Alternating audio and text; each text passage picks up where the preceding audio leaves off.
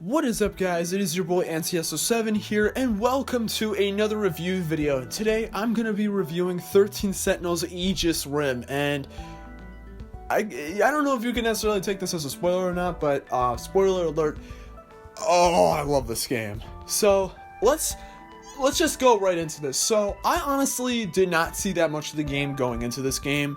Legitimately, all I really saw was the box art for the game, a few other pieces of art, like a few screenshots of the destruction gameplay, and then a few screenshots of the remembrance gameplay, and that is all I saw. And I honestly didn't really know what kind of game it was.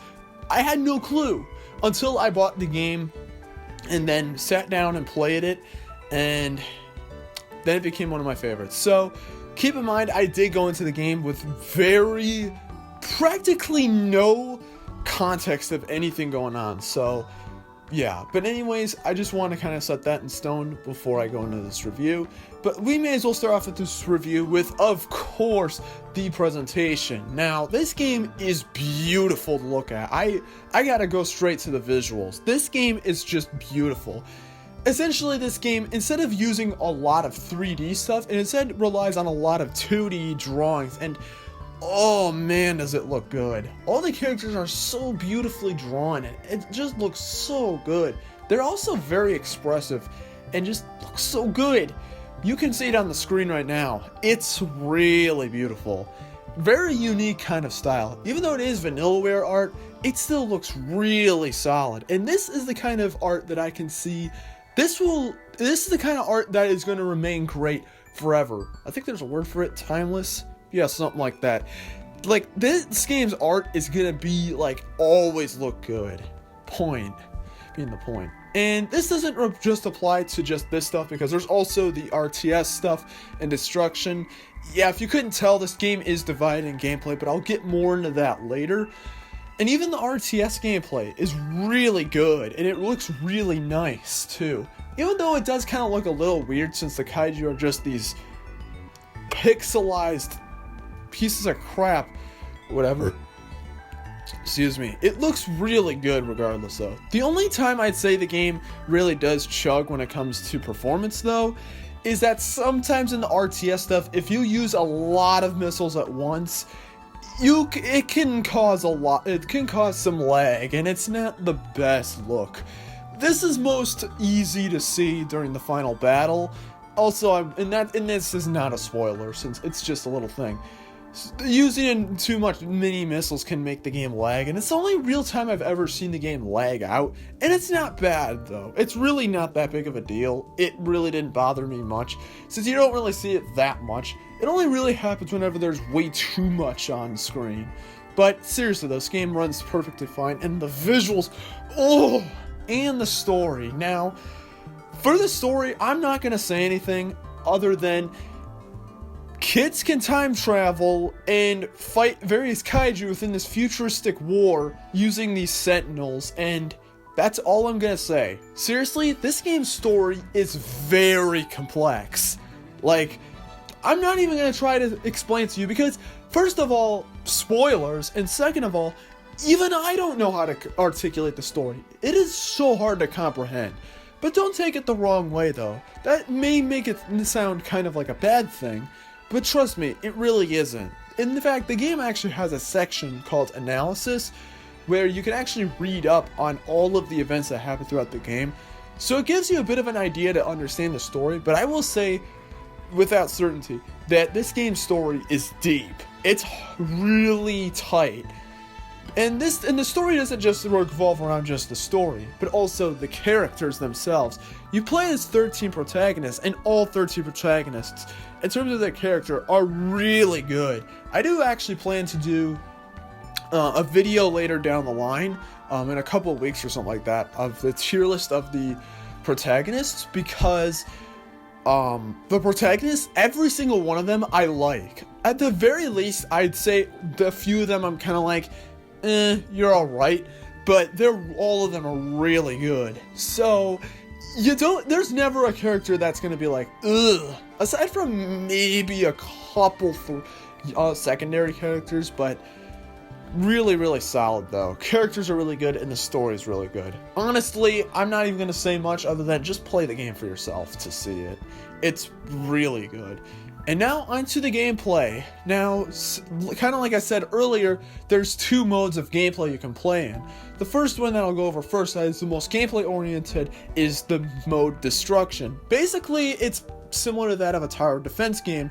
You essentially have this terminal that you have like 6 other characters fight against. You have to basically, well, not really fight it, but protect it. You have to fight against the hordes of kaiju that come after it, both your sentinels as well as the terminal, and you essentially have to destroy either all the kaiju or certain kaiju, or you have to keep fighting until time runs out if the terminal's still standing within 2 minutes. That's pretty much the Destruction gameplay, and the battles are fought in various waves, so you don't, like, it's not one of those things where it's like you have to do multiple waves at once, except for the tutorial though, where you do, but it's not that big of a deal. You can choose to do one wave at a time, and you can also choose to do, like, something else as well. Also, the battles are really fun.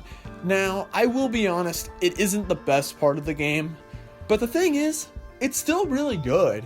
Even though I'm not really into the gameplay as much, I'm not the biggest RTS guy, it's still really solid, and at least got me happy.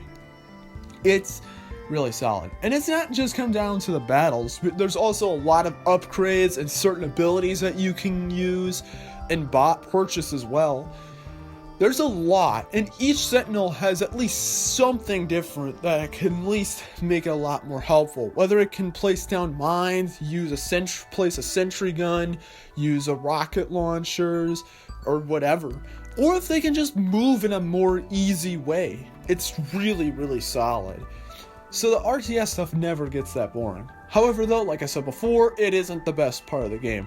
What is the best part of the game is the other mode, Remembrance. Now this is basically where, I kind of mentioned it before, you play as 13 protagonists and you play through all of their story arcs, and this is the best part of the game. This is where kind of the story comes back into play, and you basically go through all their arcs, kind of figuring out their story, but a lot of characters overlap each other's stories, so it's never confined to just one character, as many, and I mean, it happens a lot where many characters overlap each other's story, so they're all connected in one way or another. And while it can be difficult to kind of understand, it's still just so entertaining to see. And yeah, I mean, again, it's basically similar to that of a visual novel though in terms of the gameplay, but very few things just let you know that, hey, you're playing a video game. As you can move around, you can interact with stuff, you can use this thought cloud thing to kind of see what your character thinks about and what they think about certain things, and you could even use this to puzzle your way to different endings, as not every story arc is completely linear. While some story arcs are indeed linear and it just goes from point A to point B every time, there are some of them where you can actually go on multiple paths doing different things and you can actually find new endings. It's really cool. It's really, really good. And the characters are just so good. Like, again, the tier list video, I'll make it soon, but just let it be known the characters are great. And here's probably another mode that I kind of mentioned before.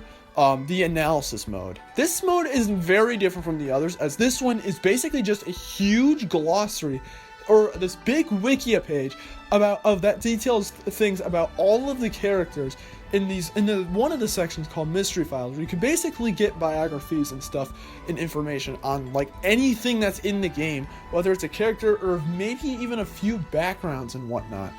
And then there's the other stuff where you can actually view timelines and view all the events within a timeline.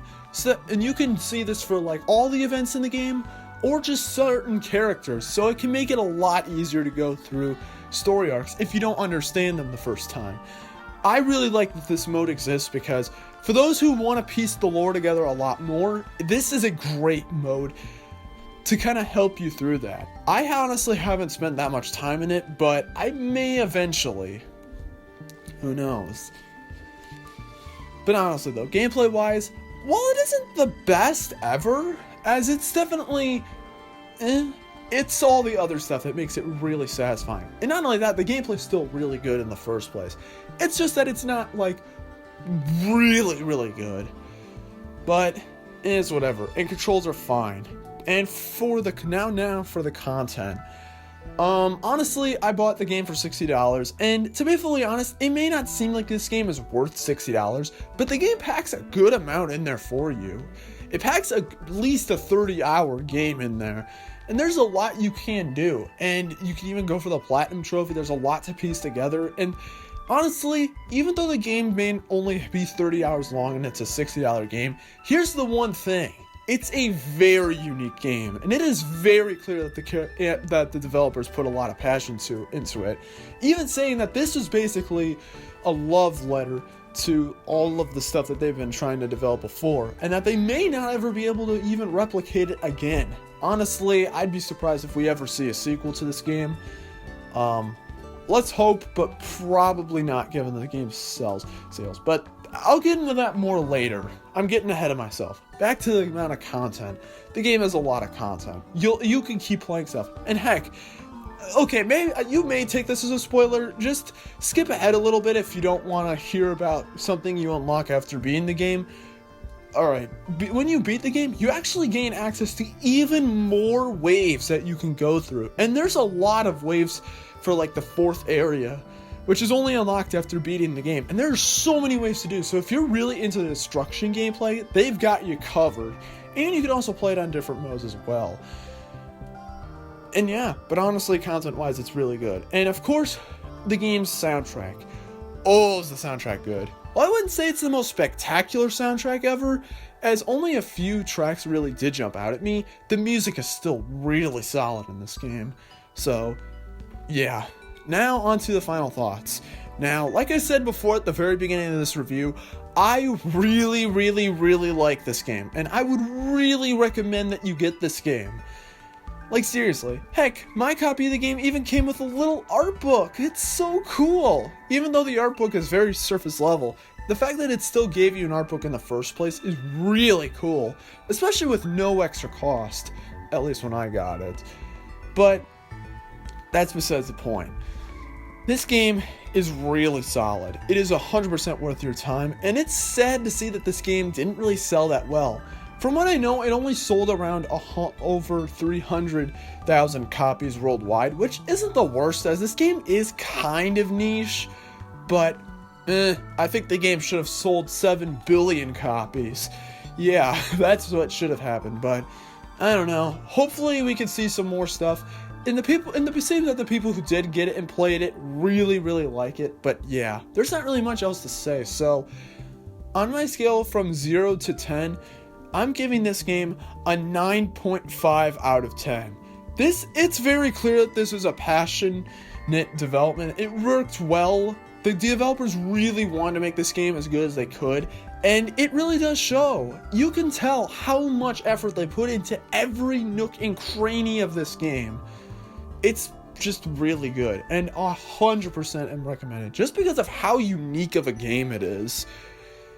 But those are my thoughts. But, of course, let me know, what are your thoughts on this game? Have you played this game? And if you haven't played it, well, buy the freaking game. Like, seriously, get the game. It's really good, and please, just please get the game. But anyways, though, that's it for the video. Thank you guys for watching. Make sure to hit the like button and subscribe if you're brand new, because it is very appreciated. And also, like I said before, I will be doing a 13 Sentinels protagonist tier list sometime soon, possibly early February. So if you want to see some more 13 Sentinels content, well, you've got that. And also let me know if you'd want to see even just more content on the game in general anyways. But with that being said, this is NCSO7 signing off. Peace!